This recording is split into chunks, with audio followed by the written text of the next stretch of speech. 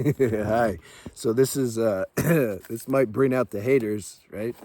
Not trying to talk about Mantak Chia's teaching or Taoist teaching, basically where you're stimulating yourself, masturbating, but basically you're not ejaculating. What you're doing is you're trying to activate the sexual energy, and then you start to bring it up the the primordial orbit, something. So you activate the energy, start to bring the energy up. If there's some, you can use it to, this is their philosophy, you can use it to heal. If there's some blocks inside, after you activate that energy, you use that to dissolve these blocks. If you got blocks in your kidneys or your heart or spleen or brain, whatever, you bring it up. And then, so it gets to the crown chakra, and then you bring it down the other way, right? So you're healing on both sides, and you just keep circulating that energy, and then that'll give you bliss. Or and you can use that energy when you get it up here, manifest, use it to make money, and put a hex on the girls, make them love you. All right, I'm having fun. Okay, now, am I making fun of this? Well, I guess so.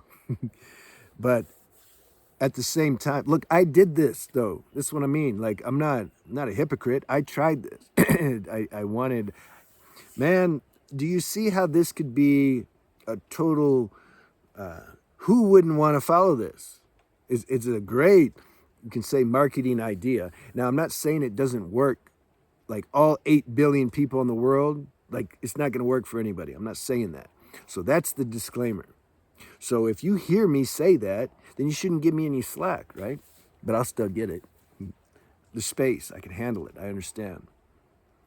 I used to try to do that, and the reason it's so appealing is because this sexual instinct, most people are an addict when it comes to that. I mean, how good does it sound? I can just masturbate 24 hours a day. I think he wrote a book, Masturbate Your Way to Heaven. That's how you get enlightened. You just masturbate all the time. Don't it sound good?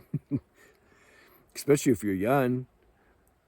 And Mantak Chi is cool. Like, I've listened to some of his talks. I like to hang out with the guy. That's what I'd really like to do. I'd like to talk to him like this and see, like, come on, man. Tell me what's happening. Now, you know, most people are not able to follow this practice. Okay, they're gonna get more deep into dopamine addiction. That's what happened to me, and that's what's happened to anybody that I've ever talked to who's done it. Minus the ones who just started in the beginning. Because when you start in the beginning, you're like, yeah, full on. Just like I said, same thing. I'm gonna do this forever. I found the secret. I just love masturbating. I just masturbate. I just masturbate in the woods and at home, and I'm just gonna keep masturbating because it's so much fun. It feels good, and I'm going to heaven. That's why I'm doing it. Don't mess with me, man. I'm masturbating my way to heaven. All right. So what happened though? Fast forward. Yeah, it took a while too. Years. My nervous system started burning out. Also, when I'm in that world, what are you going to do? What are you going to think about when you're doing it? I always wanted to know that. I couldn't find that in any of his books. I'm like, okay, when I'm doing the big draw and all these practices, what are you thinking about? Automatically, the mind's going to go to some kind of lustful sexual fantasy stuff. That brings the energy down. That's just the law of vibration. That's what happens. Those thoughts in that world has a certain frequency. When I'm thinking about that kind of stuff, my consciousness goes down. Consciousness goes down, then you become more likely to relapse. So, what do you think about? Nothing? You just do the practice, you're not thinking about anything? That's boring. It was for me, I just didn't want to do it then. So see, that was the trap for me. It kept me an edging addict and a lusting addict, and it it just, the dopamine that I was drinking from my brain all the time ended up short-circuiting my nervous system. That's what happened. That's the benefit, though, also, because then at some point I just let the whole thing go. I said, man, I'm done. This is not for me. So if you can relate to that, if my story, if you relate to that and you're still doing it, maybe you should rethink that. You have to discern for yourself. Like, is this really working for you? And if it is working for you, and I'm not being condescending, keep doing it. This isn't a debate. This isn't like, I don't have any strong position about anything, about diet or anything. If you like paleo and you like keto, do it. If you like vegetarian or vegan or raw, do it. This whole life is a growing and maturing experience. What we do today, we may not do tomorrow. If you like the big draw and the whole Taoist practice, and you're 20 or 30, keep doing it. Maybe when you're 40 or 50, you're not going to do it. I don't know if people are coming. They might want to learn about the big draw. So do your looking, your discernment, and you feel if this is good or not. Okay? And if it's good, then you keep doing it. You got no choice anyway. It's not a big deal. I'm trying to reach out to those who you already have some inclination that maybe this practice isn't for you, but yet you're addicted to it and you can't stop.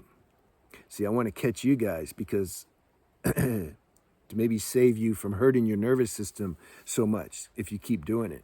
When I stopped, when I was doing that practice, like I said, it kept the lust and edging alive. So then I would go outside, this dopamine would be activated in me.